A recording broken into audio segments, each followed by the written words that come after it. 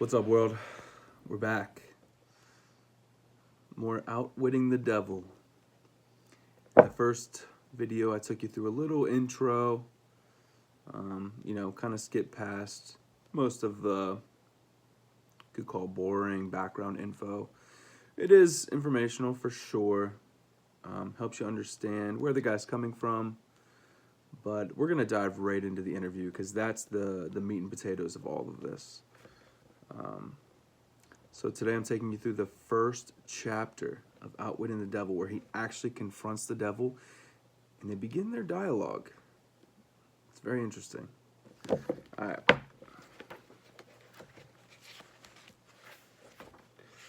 So he, like I kind of said in the first one, whether it's real or not is up to you to decide.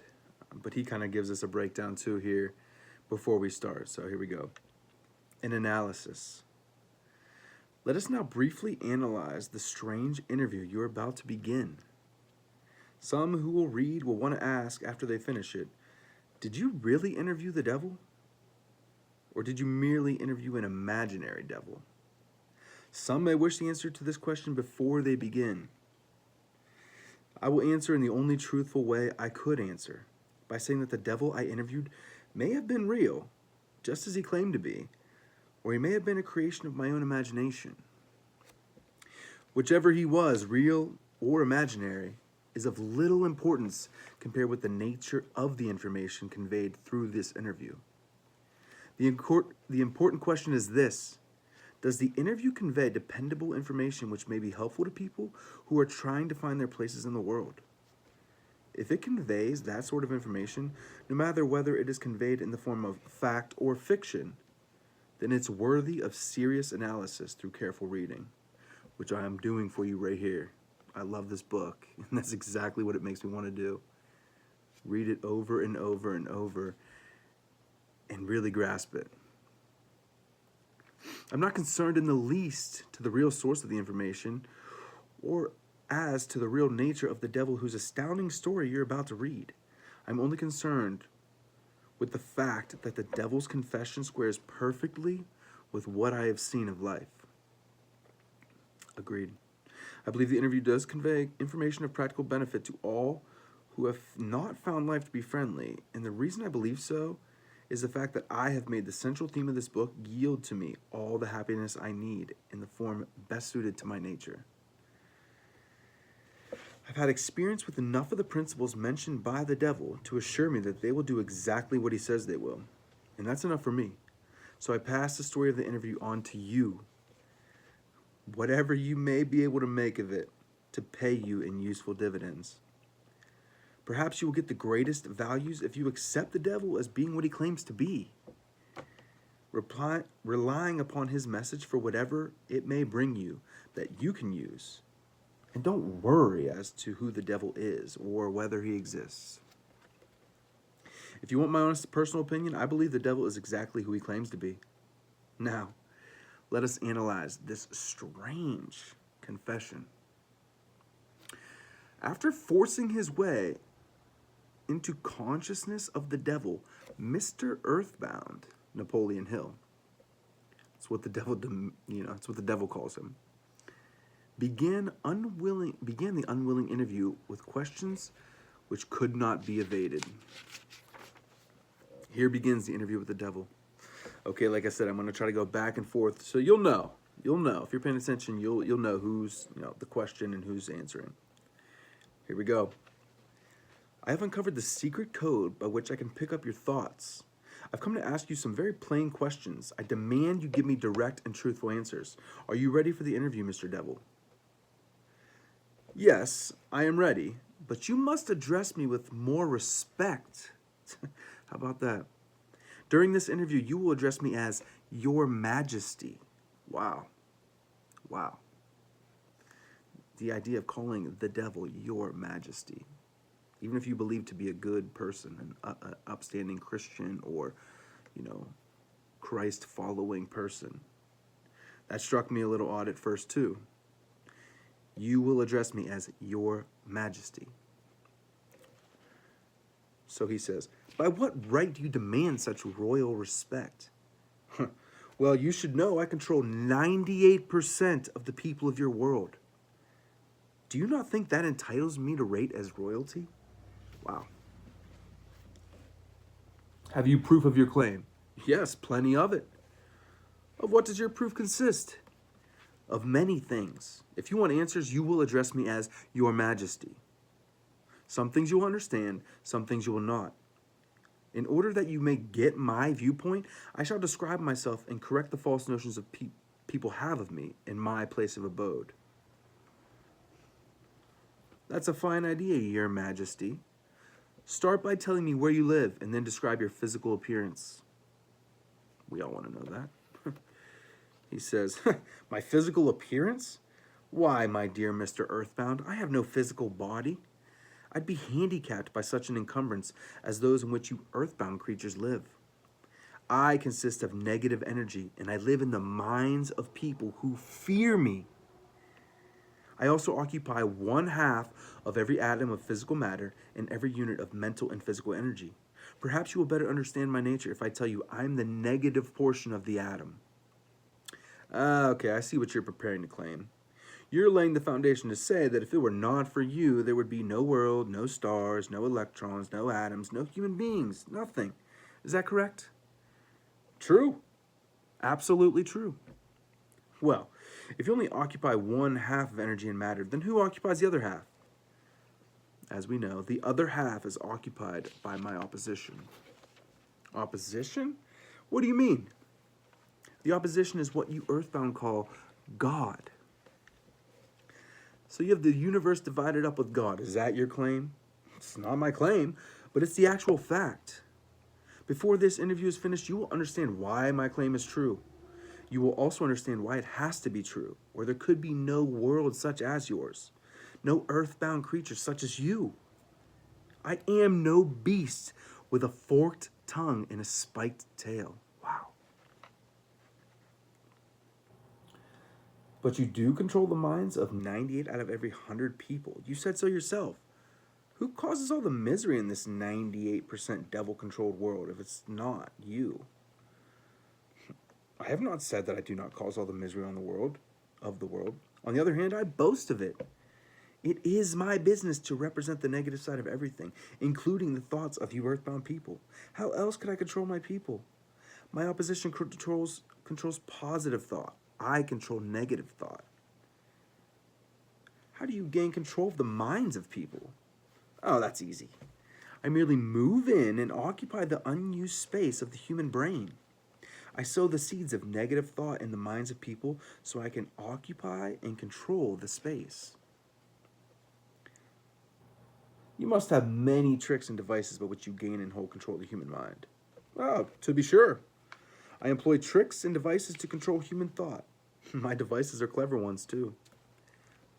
Okay, go ahead and describe your clever tricks, Your Majesty. One of my cleverest devices for mind control is fear. I plant the seed of fear in the minds of people, and as these seeds germinate and grow, through use, I control the space they occupy. The 6 most effective fears are the fear of poverty, criticism, ill health, loss of love, old age, and death. Which of these 6 fears serves you most often, Your Majesty?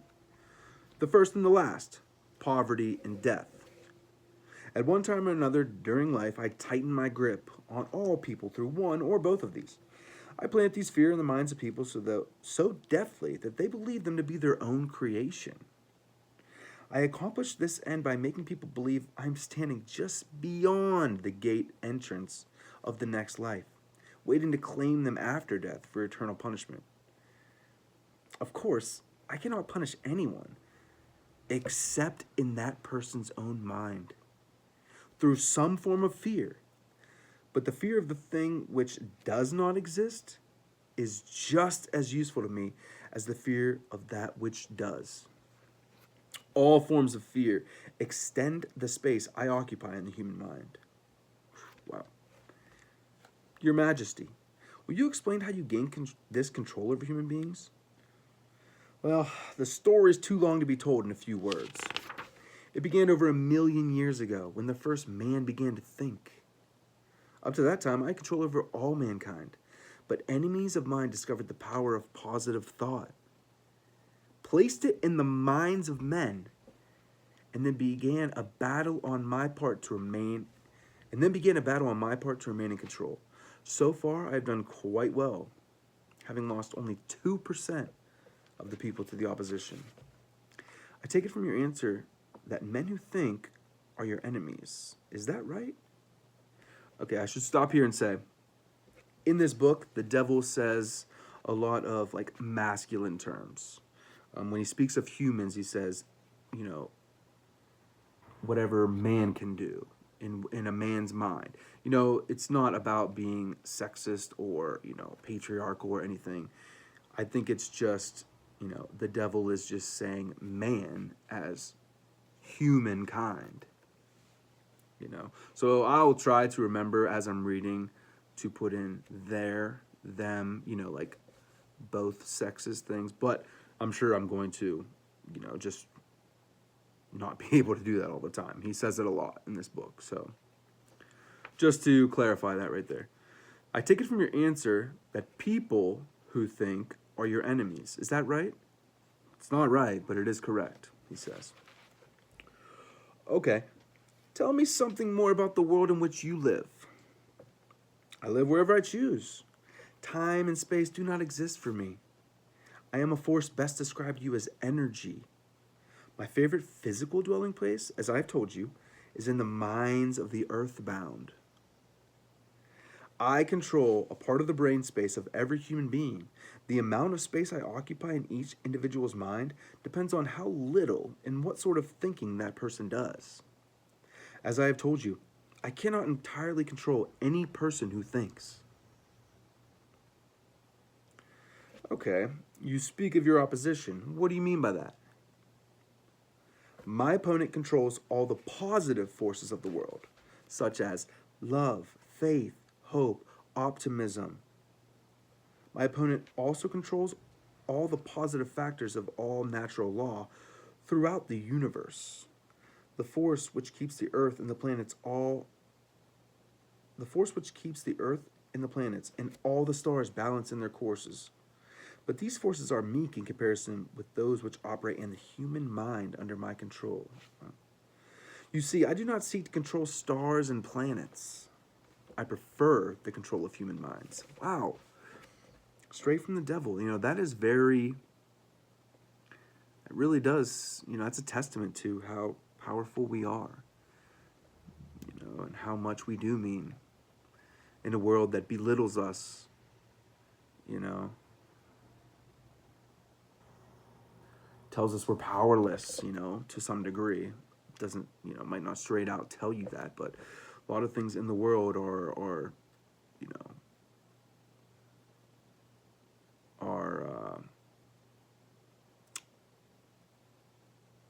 basically telling us that we aren't in control, you know. But the devil prefers the control of human minds so that we are powerful. Okay. Where did you acquire your power, and by what means do you add to it? I add to my power by appropriating the mind power of the earthbound as they come through the gate at the time of death. 98 out of every 100 who come back to my plane from the earth plane are taken over by me, and their mind power is added to my being. I get all who come over with any form of fear.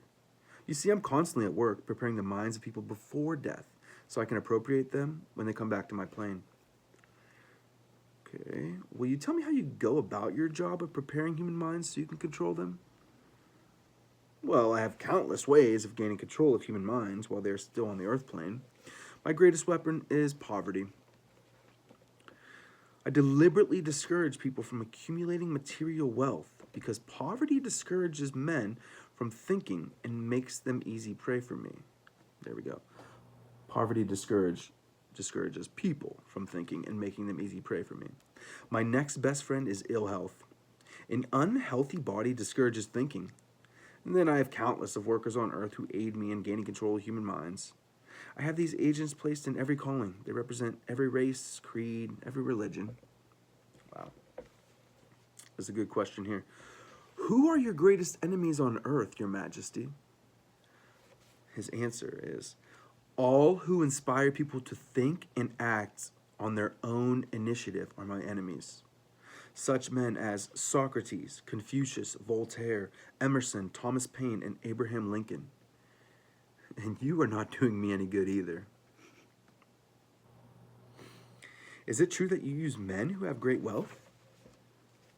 As I have already told you, poverty is always my friend because it discourages independence of thought and encourages fear in the minds of men. Some wealthy people, serve my cause while others do me great damage, depending on how the wealth is used. Now, this is one I'm not quite sure I agree with. It's hard to say, but I guess this is in a different... I guess the devil knows more than I do, huh? He says, the great Rockefeller fortune, for example, is one of my worst enemies. Now, I've come to know the Rockefellers as, controlling, almost like the evil side of things. But I guess for these reasons, I can make sense of it. Okay, Napoleon says, that's interesting, Your Majesty. Will you tell me why you fear the Rockefeller fortune more than others? He says, the Rockefeller money is being used to isolate and conquer diseases of the physical body in all parts of the world.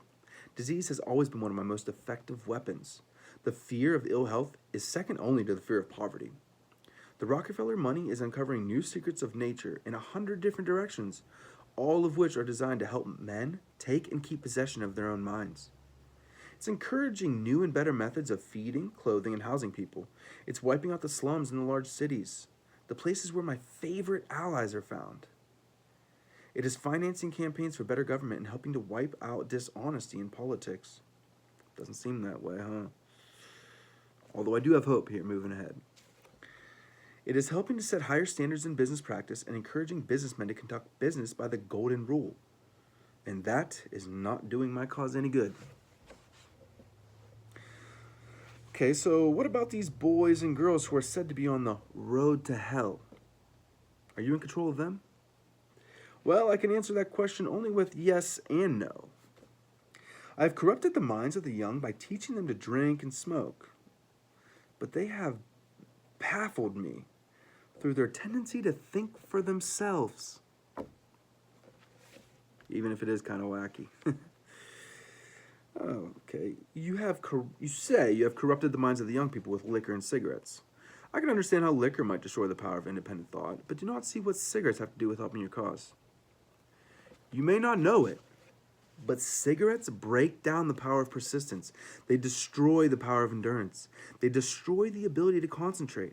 They deaden and undermine the imaginative faculty and help in other ways to keep people from using their minds most effectively. Do you know that I have millions of people, young and old, of both sexes, who smoke 2 packages of cigarettes a day? That means I have millions of people who are gradually destroying their power of resistance.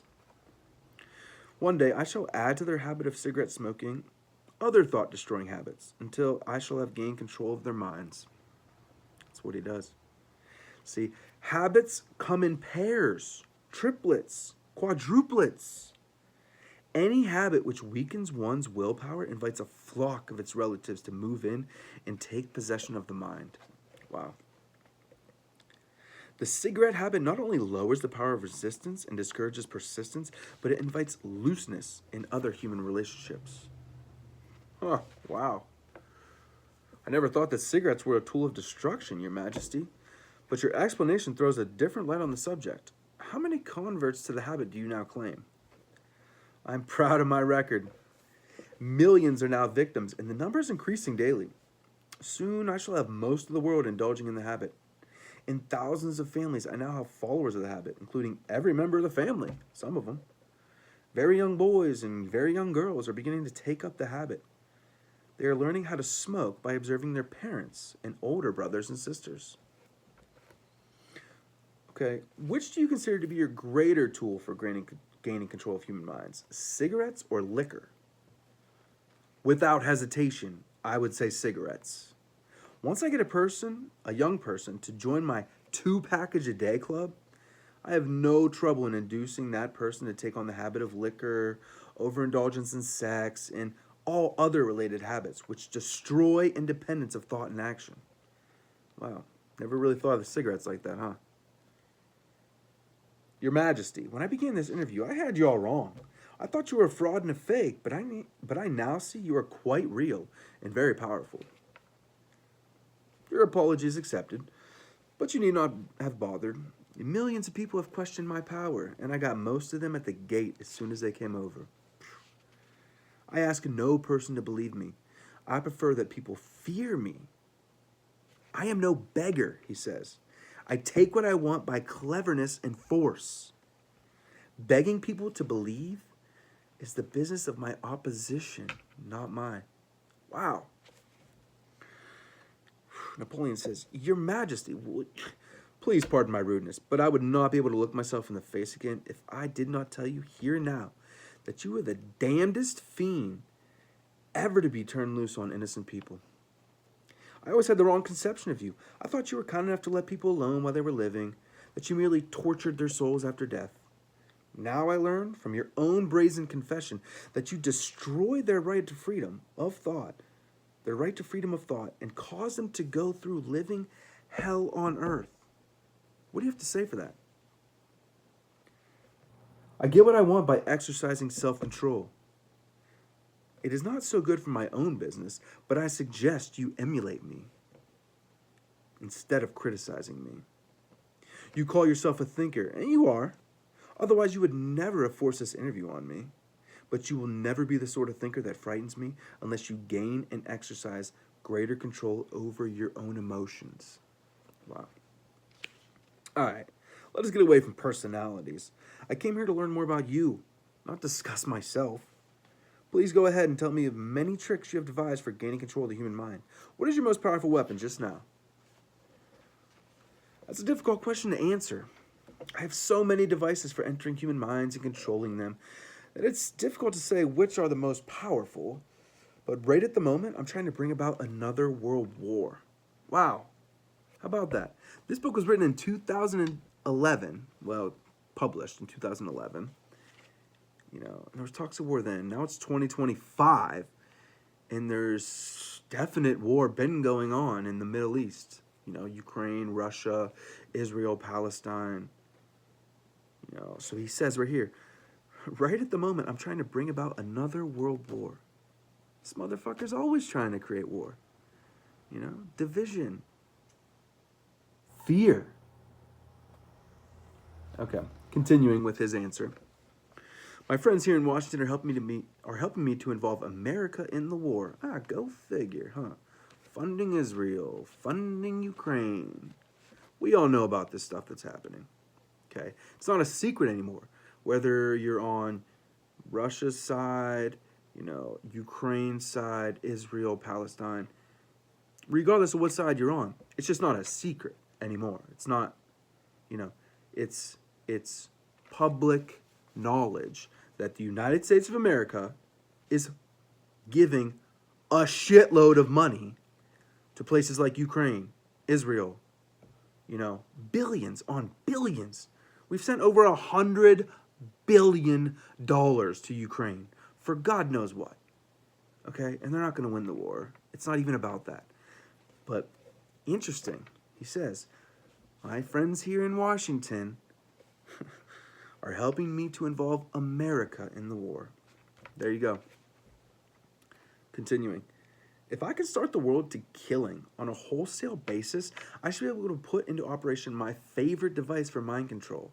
It's what you may call mass fear. I used this device to bring about the other world war in 1914. I used it to bring about the economic depression in 1929. And if my opposition had not double-crossed me, I would now be in possession of every man, woman, and child in the world. Wow. You can see for yourself how near I came to world domination, the thing I have been struggling to attain for thousands of years. Wow. Yeah, I see your point. Who wouldn't? You are a very ingenious manipulator of the minds of people. Is your devilish business carried on only through people of high position and great influence? Oh no, I use the minds of all people in all walks of life. As a matter of fact, I prefer the type of person who makes no pretense of thinking. I can manipulate that sort of person without any difficulty. I could not control 98% of the people of the world if all people were skilled in thinking for themselves. I'm interested in the welfare of those people whom you claim to control. Therefore, I wish you to tell me all of the tricks by which you enter and control their minds. I want a complete confession from you, so begin with your cleverest trick. This is suicide you're forcing on me, but I'm helpless. So settle down, and I will place in your hands the weapon by which millions of your fellow earthbound can defend themselves against me. Wow. And that's the first chapter. The strange interview begins.